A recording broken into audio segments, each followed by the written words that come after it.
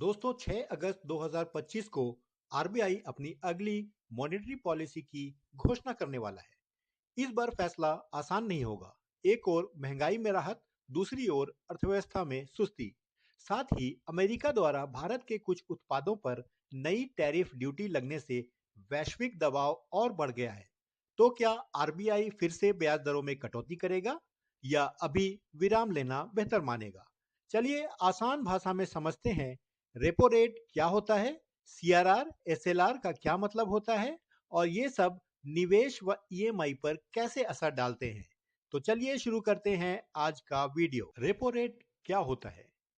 Repo rate वह ब्याज दर है जिस पर बैंक आरबीआई से कम समय के लिए लोन लेते हैं। अगर आरबीआई रेपो रेट कम करता है तो बैंकों को सस्ता लोन मिलता है और वो आम लोगों को भी सस्ते में लोन दे सकता है।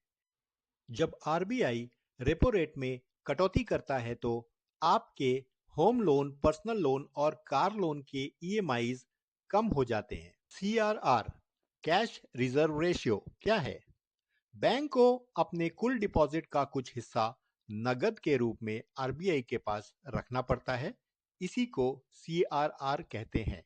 सीआरआर बढ़ाने से बैंक के पास लोन देने के लिए पैसा कम रह जाता है, जिससे मार्केट में लिक्विडिटी की कमी हो जाती है और बैंक्स लोन नहीं दे पाते। इस बार की मॉनेटरिंग पॉलिसी में रेपो रेट बढ़ाने या घटाने पे क्या फैसला लिया जाएगा, इससे पहले आइए समझते हैं कि मॉनेटरिंग पॉलिसी क्या होती है। मॉनेटरी पॉलिसी वह नीति है जिसके जरिए किसी देश का केंद्रीय बैंक, जैसे भारत में आरबीआई, देश की मुद्रा और ब्याज दरों को नियंत्रित करता है।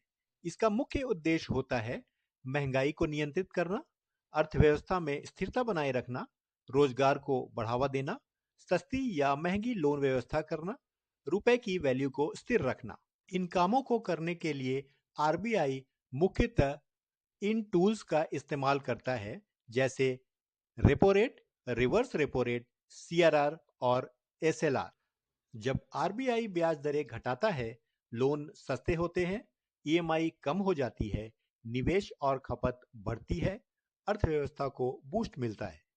वहीं दूसरी तरफ जब आरबीआई ब्याज दरें बढ़ाता है, लोन महंगे हो जाते हैं, ईएमआई बढ़ती है, महंगाई पर लगाम लगती है और खपत घटती है। अब देखते हैं आरबीआई के सामने क्या चुनौतियां हैं। इन्फ्लेशन और ग्रोथ के आंकड़े क्या कह रहे हैं? जुलाई की खुदरा महंगाई सीपीआई 6% से नीचे आने के संकेत दे रही है, जो राहत की बात है। लेकिन कोर इन्फ्लेशन और इंडस्ट्रियल आउटपुट में सुस्ती है। इसका मतलब महंगाई थोड़ी काबू में है, पर ग्रोथ की चिंता बढ़ रही है। वहीं दूसरी तरफ अमेरिका ने कुछ भारतीय वस्तुओं पर 25% तक का टैरिफ लगाया है। इससे भारत का निर्यात महंगा हो जाएगा, भारतीय कंपनियों की कमाई घट सकती है और जीडीपी पर भी असर हो सकता है। तो ऐसे में आरबीआई के सामने चुनौती यह है कि महंगाई तो कम हो रही है, लेकिन अब ग्रोथ भी धीमी हो सकती है। आरबीआई इस बार मॉनेटरी पॉलिसी में क्या कर सकता है? रेट कट की संभावना थोड़ी है।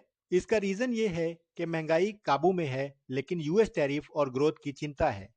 वहीं दूसरी तरफ कुछ विश्लेषकों का मानना है कि आरबीआई इस बार यथास्थिति बनाए रख सकता है। हमें 6 अगस्त को पता चलेगा कि रेट कट होगा या नहीं। तो दोस्तों, अगर आपको ये वीडियो पसंद आया हो तो लाइक करें, शेयर करें और सब्सक्राइब करें हमारे चैनल फिन्वेस्टोमीटर को, ताकि आप जान सके बाजार की हर चाल आसान भाषा में।